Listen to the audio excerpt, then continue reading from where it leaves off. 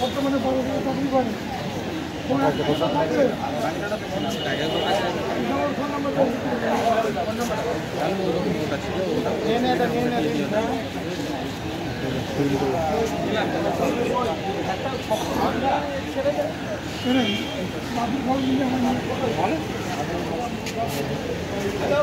কেউ এই যে জসমিন পালিয়েছে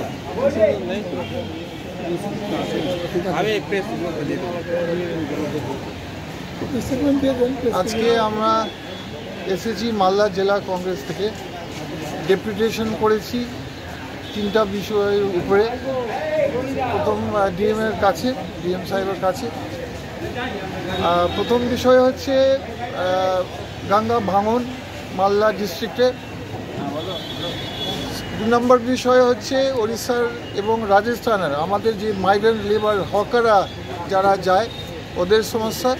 আর 3 নম্বর বিষয় হচ্ছে যে প্রতি বছর একটা ভিজিলেন্স মিটিং হয়, যত সেন্ট্রাল গভর্নমেন্ট ফান্ড আসে ডিএম সাহেবের একটা ডাকার উচিত, এমপিদেরকে ডাকার উচিত। উনি ডাকছেন না কয়েক বছরতে, ওটার জন্য আমরা জানতে এসেছি উনি কেন ডাকছেন না।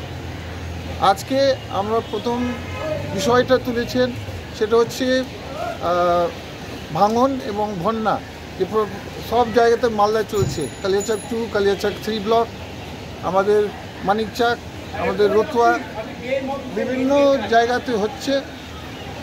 লক্ষ লক্ষ মানুষ এফেক্টেড আছে।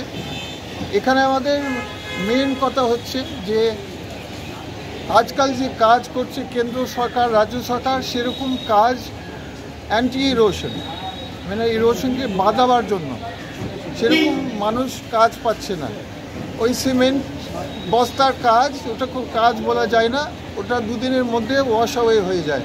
2 দিনের মধ্যে গঙ্গার পাশে যদি রেখে দেয় ওটা গঙ্গা তুলে নেয়, তো ওটা উন্নয়ন বলতে হয় না।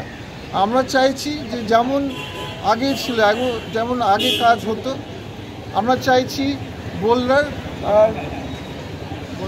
বোল্ডার পিচিংয়ের কাজ চাই যে যেমন আগে হতো।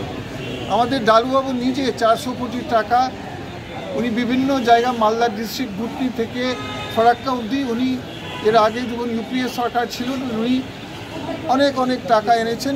আর কাজের টাইপ ছিল বস্তা না, সেই কাজ ছিল আপনার পার্মানেন্ট কাজ, অনেক বছর টিকে, সেটা হচ্ছে বোল্ডারের কাজ। আজকাল বস্তার কাজ, তো বোল্ডারের একটা সিন্ডিকেট আছে আর তাই সেই কাজটা কোনো দাম হয় না, সেই কাজটা তাড়াতাড়ি ওয়াশ আউট হয়ে যায়। 2 নম্বর হচ্ছে আমরা দেখছি যে বুটনিতে আমাদের মন খুবই খারাপ এবং আমরা একটা দাবি রেখেছি যে বুটনিতে ইরিগেশন দপ্তর কোনো 1 বছরের জন্য সঠিক কাজ করেনি। এটা আমাদের অ্যালিগেশন। আমরা দেখেছি 100 মিটার হিরানন্দপুরের একটা বড় ফাঁক ছিল 1 বছর আগে। 1 বছর পরে যখন জল ঢুকলো অত, তার মধ্যে ইরিগেশন দপ্তর, রাজ্য সরকার ওই 100 মিটার যে ফুটো আছে বাঁধেনি কেন, এটা তো হচ্ছে প্রশ্ন। এটা খুব মানে এখানে একটা তদন্ত লঞ্চ করা উচিত ইরিগেশন দপ্তরের এর উপরে। এটাকে এই জায়গাটা বাঁধেনি কেন রাজ্য সরকার কিছু বস্তা কিছুটা দেয়নি, কিচ্ছু করেনি। তাহলে বুটনিতে আমাদের প্রশ্ন আছে যে ইরিগেশন দপ্তর কি চাইছিল যে বুটনিতে বন্যা হোক, ডুবে যাক? তো এটা আমাদের খুব একটা মানে আমরা বললাম অবশ্যই ক্রিয়েটেড ফ্লাড, বুটনির ক্ষেত্রে একটা ক্রিয়েটেড ফ্লাড। যদি ঠিক কাজ আর ঠিক সময় যদি কাজ করতেন ইরিগেশন দপ্তর, ওই 100 মিটার ফাঁকে যদি কাজ করতেন, ওরা 1 বছর থেকে বলা হচ্ছে, পাবলিক বলছে, আমরা প্রতিনিধি বলছি, কিন্তু ওরা কোনো কাজই করেনি।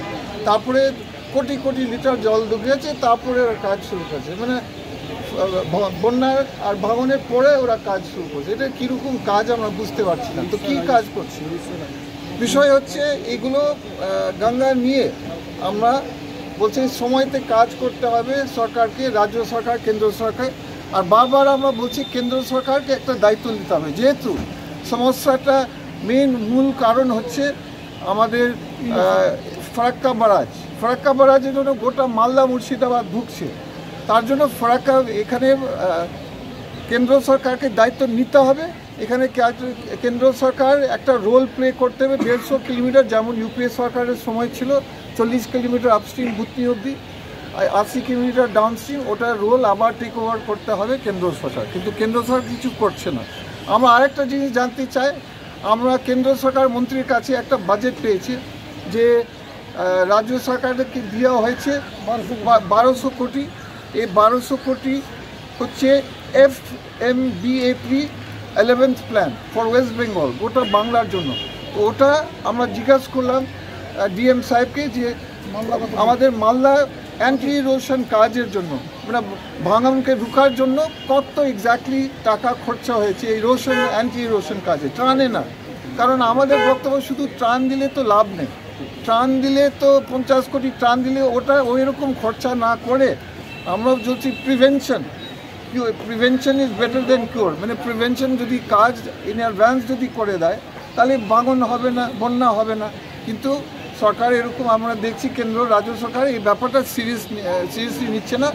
আগামী দিনে আমাদের ভয় আছে যে ভুতনি থাকবে না আর শামসারগঞ্জ থাকবে না, কিছুদিনের মধ্যে ভুতনি শামসারগঞ্জ থাকবে না, ওয়াশ আউট হয়ে যাবে। রাজ্য কেন্দ্র সরকার যদি না জিরে যায়, যদি না ঘুম থেকে উঠে যায়, তাহলে আমাদের ভুতনি শামসারগঞ্জ আর টিকবে না, ওয়াশ আউট হয়ে যাবে, গঙ্গা একদম ইরোশন নিয়ে ওয়াশ আউট হয়ে যাবে। সেকেন্ড সমস্যা হচ্ছে আমাদের বড় সমস্যা, যে আজকে আমরা ডিএমের সামনে নিয়ে আসলাম, সেটা হচ্ছে উড়িষ্যা আর রাজস্থানে আমাদের বিভিন্ন মাইগ্রেন্ট ওয়ার্কার হকাররা যারা যাচ্ছে নিজেদের মাল বিক্রি করতে ট্রেডিংয়ের জন্য, তাদের প্রচণ্ড হ্যারাসমেন্ট হচ্ছে। ওরা যখন উড়িষ্যা যাচ্ছে পাবলিক ওদেরকে দৌড়ে পেটাচ্ছে, ওদের বিভিন্ন মালগুলো চুরি করছে। এবং ওখানকার প্রশাসনও বলছেন আপনার আধার কার্ড ফেক কি আছে কি না আমরা দেখব, আপনাদের ভোটার আইডি আছে কি না, ফেক আছে কি না দেখব, আপনি এমপির একটা চিঠি নিয়ে আসবেন। তো আপনি বললেন এখানে কার দায়িত্ব? অমিত শাহ যে আমাদের হোম মিনিস্টার আছে গোটা দেশের, আমাদের প্রধানমন্ত্রী আমাদের হোম মিনিস্টার দেশের ইউনিয়ন মিনিস্টার কি করছে?